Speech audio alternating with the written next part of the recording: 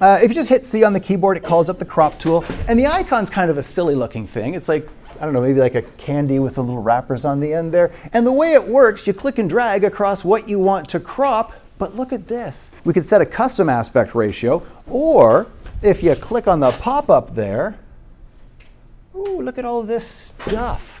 We could start with an aspect ratio. So if they said, oh, we need an 8:10 out of this, and you were okay with doing a little bit of cropping, we could go to a 4:5 aspect ratio, and notice that 8:10 fits in the 4:5. Now, the nice thing about using the aspect ratios, it doesn't get rid of any information. Well, it'll get rid of the top and bottom there, but it doesn't shrink it down. If I hit return here, there's before and there's after. It just got rid of the bottom and the top. It didn't get any smaller. This is good if you want to send the maximum possible quality that your camera was capable of. Like when we made a 4:6, when we called up this other image here, we made a 4:6 out of it. If I use the crop tool to make a 4:6, oops, wrong way around. There we go. Boing. It didn't get any smaller because I'm just changing, well, I'm not actually changing the aspect ratio. In this case, I didn't. But if I had to make it 300 pixels per inch, a simple aspect ratio won't be enough. We could do, say, 4:5 at 300 pixels per inch. And if I were to make this 6 inches, now remember when we did 300, it got smaller. So we actually lost some quality there. So if a client has given you specific dimensions, oh, we're going to need an 8:10 at 300 pixels per inch, you would probably have to have 8:10 at 300 pixels per inch. If they just said, give me an 8:10, they've given you an aspect ratio, you could use the 8:10 aspect ratio or the 5:4 aspect ratio, and it wouldn't shrink it down like this. It would just say, okay, well, let's take the top and bottom off and make it 8:10 aspect ratio. So those are some different options there. Now you notice when I changed that from 5 inches to 6 inches, this also changed. That's not a preset. If you look in the pop-up here, these are some preset aspect ratios that come with it. These are some preset sizes. So 4:5 at 300 pixels per inch. It's not an aspect ratio, it's 4:5, not 4:5.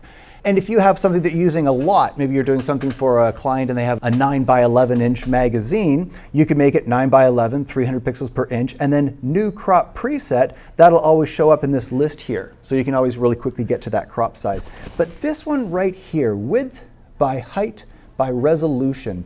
If you have a specific size, you can type it into here. So maybe I need to make a 5:7 at 72 pixels per inch for like a PowerPoint presentation or something.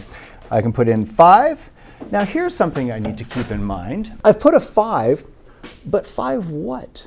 The crop tool doesn't know. Let's say I'd been making something earlier at 1920 by 1080. I was doing something for a video, which is 1920 pixels by 1080 for like a little title screen. So I had 1920 pixels by 1080 pixels, and then I typed 5:7. It may not necessarily know that I meant for it to be 5 inches. It might do 5 pixels by 7 pixels. And what would happen if I cropped it down to that? Would that be a really high quality image? No. So do type in the dimensions. So when you type the 5, just to be sure, put in IN. It'll probably know, like if I put 7 and then just jump over to the pixels per inch, it did know. But if you'd been doing something else, it may jump to something else. Also, make sure it's at pixels per inch. If you've got your computer's operating system set to metric, it might default to pixels per centimeter, which is very different than pixels per inch. So make sure it's pixels per inch. And then I can simply click and drag, and anything inside that crop will become 5:7 inches at 300 pixels per inch, which would be 1500 by 7 times 3 is 21, 2100 pixels. 1500 by 2100 pixels. So you can set specific sizes in here. And you might notice that mine has this weird kind of spiral shape going on in here. You can set different overlays. By default, it comes with a rule of thirds overlay. What's the deal with rule of thirds? It's a rule of composition, which, I mean, if you think about it, is more like a suggestion of composition. You don't have to do it. Like if you're doing a portrait, you're probably not going to do the rule of thirds thing. But if you're doing a vacation to Europe and all across like Asia and stuff, and every photo you take is like whatever monument right in the middle of the frame, and you do a slideshow for all your friends, image after image of right in the center, it's going to get a little bit boring over time. The idea behind the rule of thirds is if you break the image up into thirds horizontally and thirds vertically, see, you'll get these little 4 intersection points. And if you place an element of interest on one of those corner points, it's kind of like a PowerPoint. It's like a little bit more dynamic than if you've simply put it somewhere else in the frame. So the idea is something like this would be a stronger composition than this. So it's up to you if you guys use it. I think it was Edward Weston said that consulting the rules of composition before taking a photograph is like consulting the law of gravity before going for a walk. I mean, it's a good thing to know, but ideally use your own judgment. And sometimes people will deliberately break the rules of composition to put like tension or to make some kind of a statement in there. But if you want to get that preview in there, you can from this little pop-up here. Choose rule of thirds. If you want the overlay just to turn on while you're moving the corners, just put on auto show overlay and it'll only be visible while you're pulling, if you find it distracting. And if you don't care about it, like, you know what, I have my own ways of doing things, you can tell it never to show the overlay and it will never show the overlay. And it's not just the rule of thirds, you can put a grid over top. Maybe you've photographed a landscape and you got a bunch of buildings in there and maybe your camera wasn't entirely vertical when you clicked it. You notice that if you hover outside this box, you can actually rotate the crop, so you can pull this around until the buildings are vertical again.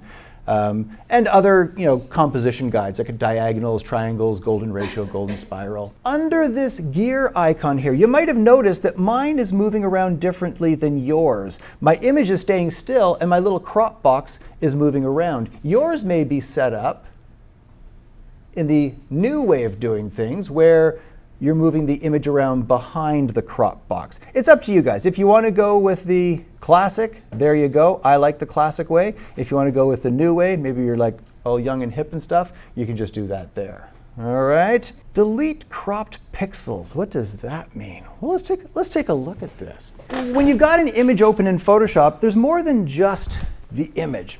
Think of this as the canvas, and the image is this little layer that's sitting on top of it. And in fact, the image itself, I could move that right out of the canvas if I wanted to. So this is the image, and this is the canvas. And when we used image size, image size, let's say I made it 6:9 and hit OK, shrinks it down. The canvas went down to 6:9, and the image scaled down with it. Interesting. But there's another way of resizing something, image size and canvas size. We know that there's 2 things here. We've got the image, and it's sitting in this canvas here. We drop that in, there's the image. With the crop tool, there's this delete cropped pixels option.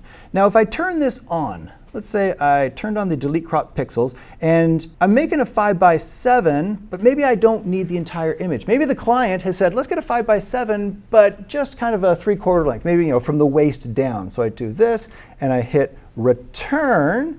That accepts the crop, scaled it down, and maybe the client then is like, it's nice, but can you move her a little higher up in the frame? I'm like, no problem, I'll just, oh, crap. It deleted the cropped pixels. So all the pixels that were outside the frame are gone. Now, if I turn off the delete cropped pixels and I grab just this 3/4 length view and I hit return, and the client says, it's great, but can you move her a little higher in the frame? No problem, because all of the pixels that were outside the crop are still there. And to a certain extent, it's kind of a no-brainer to do that. Tell it, leave the cropped pixels, and that way you can kind of recompose afterward. But could there be any downsides to this? Like, all of the pixels in this image still exist, just outside the frame there. It would affect file size? A lot, potentially. Yeah, like this image is still got all this stuff out here. And if I save it up, well, that'll take up a lot of hard drive space. Plus, when you have a file open in Photoshop, it's taken up RAM. And the more RAM you use up, the closer you get to running out. And when you run out of RAM, it goes to your hard drive, reserves a little section of it, and says, I'm going to pretend that this is RAM. And it'll be writing back and forth between the RAM and the hard drive, which is a whole lot slower. Plus, it uses up some of your hard drive. I've had students before where in the middle of an exam, they finished all this stuff they need to do, and then they try to save it, and they say, oh, my hard drive's full, what do I do? And they're looking frantically for something to delete so they can save the file. So if you can save a little bit of file size, so much the better. Now, the advantage of having all this stuff back there, for the most part, I think it's probably worth keeping it. But let's say instead of a 3/4 length, maybe they wanted a tight face portrait.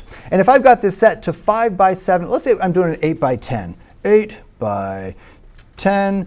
at 300 pixels per inch, and just a tight face portrait. So I go, there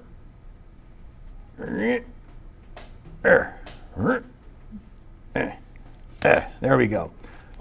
Well, that took a little bit of time, didn't it? That's all still back there. And if this is 10 inches high at 300 pixels per inch, that means that this little section here is now 3,000 pixels. And she goes from here to there. That's actually a fairly significantly large image. This could be like, 10,000 pixels high, maybe, well, probably even more, maybe like 12, 13,000. And what if, instead of the face, maybe it's a company that makes glasses, and they were like, yeah, we just want that right lens there. Oh man, I've left this on classic mode. There we go. Whew. Anyway, throw that over there, and just that right lens on the glasses there. And hit return, and it's thinking. You can end up with potentially a very large file. In fact, this would probably take too long to deal with, so I'm just going to cancel out of that. And maybe it's just for a dentist who does veneers, and he's like, yes, that's all we... Oh, it won't even do it because the file would be beyond what Photoshop can handle. So be careful with the delete cropped pixels. If you don't tell it to delete and you're cropping in on something fairly close, there is a potential to get a really large file. Now that being said, you probably wouldn't say, okay, this is what I got from my camera. My camera's, say, 6,000 pixels high. Let's take only that tooth and make it really big. It would be scaling it up and it would look soft beyond belief. So it's a minimal chance, but there is a chance that you can get a very big file with that.